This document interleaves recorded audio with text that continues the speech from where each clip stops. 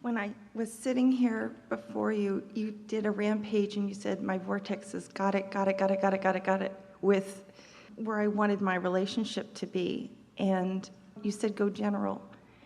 And I'm wondering, am I still in that place that I know I'm creating whatever distance is still missing? So am I still in a place, you said, don't go into denial. You can't say I'm happy.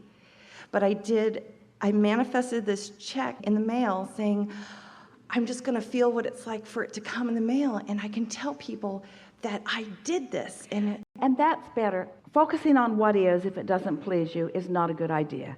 And imagining or pretending the way you prefer it is a better idea.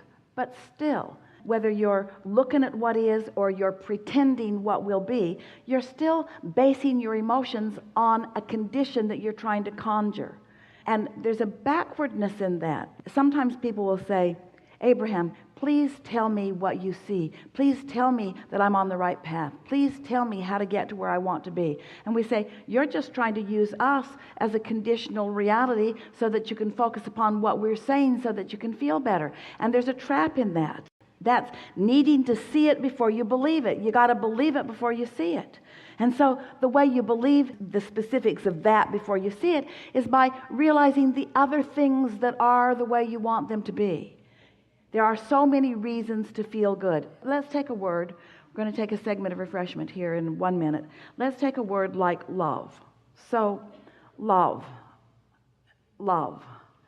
So, you know when you feel love. You know when it wells up in you. You know when you have a feeling of appreciation. You know what it feels like to really love or appreciate something a moment in time.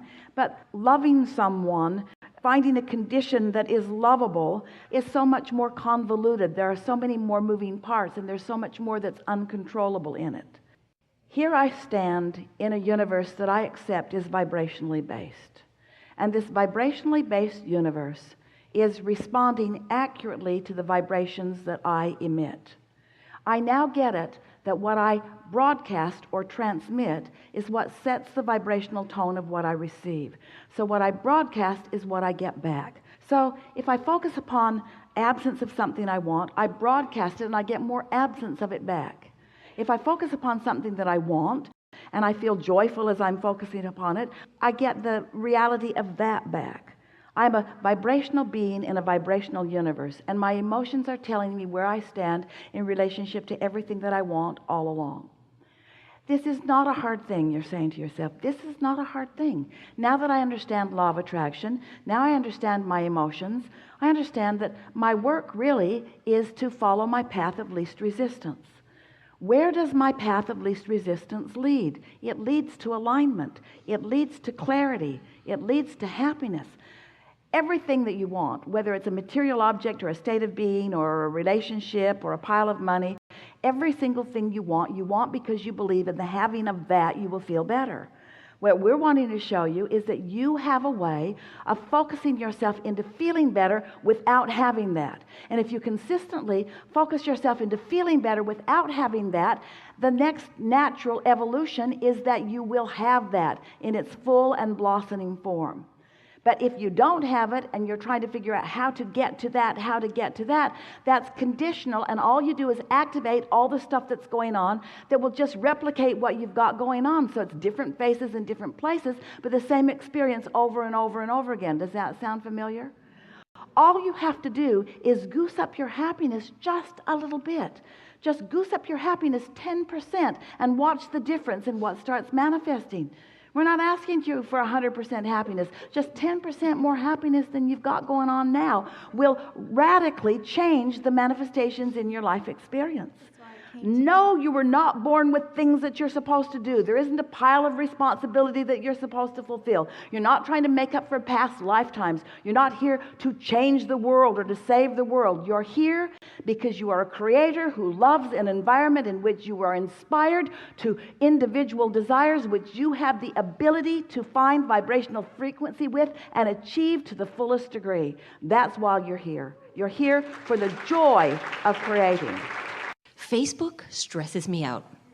Like, I get on it for my business, and then invariably I'm clicking away, and I'm going down a path, and I swear I've regressed to childhood where I'm back to the dork in the corner who's afraid to say something, and then I do and it's not listened to, but the popular girl posts some awful things about her husband and she's got 150 likes, you know. I would never do that to your husband, but... Well, let's just talk about this for just a moment, and then we'll take the whole thing in context.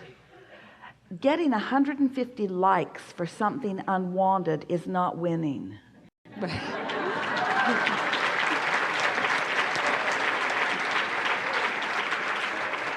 All that means is that whoever is looking there is looking for trouble and finding it, because that's the frequency that they're in. But it is our promise to you that many more of them than would ever admit it are feeling funny in their stomach like you do if you get focused there too much. So the internet and Facebook are like anything else. There are aspects that you want and aspects that you don't want, and your vibrational frequency will begin to set the tone for what comes to you. So ramp up before I even get on Facebook, maybe. Be clear about who you are and what you're looking for and what you want. Okay. One of the things that has been one of the most profound and beautifully spoken tenets of the philosophy that we express to the world is mind your own business. Wasn't that beautifully said? Mind your own business, because it's enough for you to find your own vibrational alignment. When you've got your nose in everybody else's business, then it's just activating all kinds of unresolved things. And so while it does help you launch rockets of desire, and it does help you make your vortex stronger about who you are and what you really want, the more you put your attention upon things over which you have no control, the more important it is that you stand in your place of alignment as you are doing it. And then it can be an interesting journey rather than an upsetting journey. When you're in alignment, anything that you see won't upset you. When you're out of alignment, so much of what you see will upset you. So it's a matter of how well connected with who you really are, you are. When you are in alignment and someone posts something and someone is in distress, in your alignment, you will be solution-oriented, not problem-oriented. The majority of the people who are chiming in are problem-oriented. In other words, when you see something that is unpleasant and you click like, in your chiming in, what you're doing is acknowledging that that's the vibrational frequency that I'm at too. Agreed. We are in a similar vibrational frequency. Well, if you're not in a similar vibrational frequency, you don't like, you yike. Yikes. There should be a like and a yikes.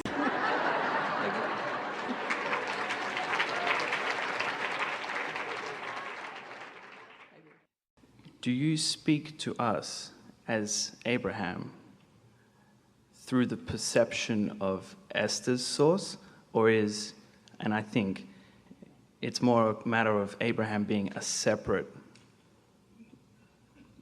partition of source? Well, source is speaking to all of you. As we are talking about this vibrational reality that then Esther is receiving the thought for, back here are other vibrational realities of which Abraham is a part. So Abraham represents Esther's inner being and the cadre of teacher energies that are surrounding that. So as Abraham manifests further and further and further, eventually Abraham has become a reality that you all can see and hear through Esther's interpretation of it. But everyone has access to this source energy that will manifest depending upon where you are and what you want and what your intentions were coming in. It's all one. It is all one, but the diversity of that one is what gives the balance to the whole that allows the one to become more. And the fun. Thank you. Very good. Recently, or rather, things have been building up in my family for quite some time now, some family troubles. Momentum? Yes, quite a bit. And it has resulted in my little sister having some alcoholism, some issues with that. So last, I think it was Monday, earlier this week, we met with an intervention specialist to plan whether or not we want to have an intervention for my little sister. So, long story short, the conversation kind of blew up into a Because everyone needs her to be different so that they can feel better. To some extent, Everyone yeah. needs her to be different so that they can feel better. And you say to yourself, but it's for her benefit, but it's so that you will feel better. you see. And she is saying, it's not my job to be different so that you can feel better. I'm seeking my freedom in this way. Okay, and more so, I was kind of like gearing off into a different direction. If we were standing in your physical shoes, we would offer a vibrational intervention. We would ignore what is, if it's a manifestation that's not pleasing, and we would focus upon who she really is, and we would practice the vibration of that until the vibration of who you know her to be is so dominant in your vibration that she cannot show anything other than that to you. A vibrational intervention. Because when you say, you've got to stop this behavior, you've got to stop doing this thing you do, that's like saying to a train that's going 100 miles an hour in one direction, stop, and you'll deserve it when it runs over you. Right. Okay, can I make the example a little bit more complex, slightly? We're nearly out of time, so don't make it too complex. Okay. So my dad, he has some issues of his own, and I find that I was thinking if I focus on the things that I'm appreciative of him for and this and that, I can improve my experience with him. You can for sure, but you know what? That's really going about it the hard way. As you take these situations that, while they're very close up to you and they matter a lot to you, as you take those to be the subjects by which you improve your vibration, you have a hard time doing it because the conditions that surround you keep demanding your attention in a way that makes it harder. So if you can get off the subject of those things that are hard and on the subject of the things that are easier, in other words, it's like we were saying, let's say there are 10 subjects and 9 of them are terrible. Well, it sounds like quite a few of them are already happening with your family, with your sister, with your father, and so forth. So if you could just take something else that is not got so much momentum going and focus on it for the purpose of being on your path or following your path of lesser resistance, you'll get into vibrational sync and you will receive guidance or inspiration. You will realize the inspiration that's already coming so that you'll be in the right place at the right time, and all of those things will come into alignment. It's a very common thing. Almost everyone takes the issue that is bothering them the most, and that's what they want to start with. And we say, don't begin there. That's the hard way of going about it. Find alignment. You're looking for alignment, not a way to fix your family. You're looking for alignment, not a way to fix relationships. You're looking for alignment with who you are, and that will take care of everything else. But if you try to fix this, you won't find alignment. You see what we're getting at? Yes. As you focus and make lists, it's sort of like Esther does focus wheels. She really likes starting with where she wants to be and then making statements around the wheel that reflect where she wants to be, and she's getting very good at it. But recently she was talking about something that was more involved and there was more negative emotion around it. And we said to her, Esther, it's like you go into a restaurant and there's this food that you really don't want to eat. You've never liked it. You don't like the texture of it. You don't like the taste of it. You don't like the smell of it. You don't like anything about it. Don't do a focus wheel about it until you like it. Just eat other things. And that's sort of what we're saying to you here. Don't try to fix things that feel broken. Just focus upon things that give you lightheartedness and joy and ease until you make that your vibrational lifestyle. And then watch what happens to every relationship in your life experience. Yes. Yeah, really good. Yeah.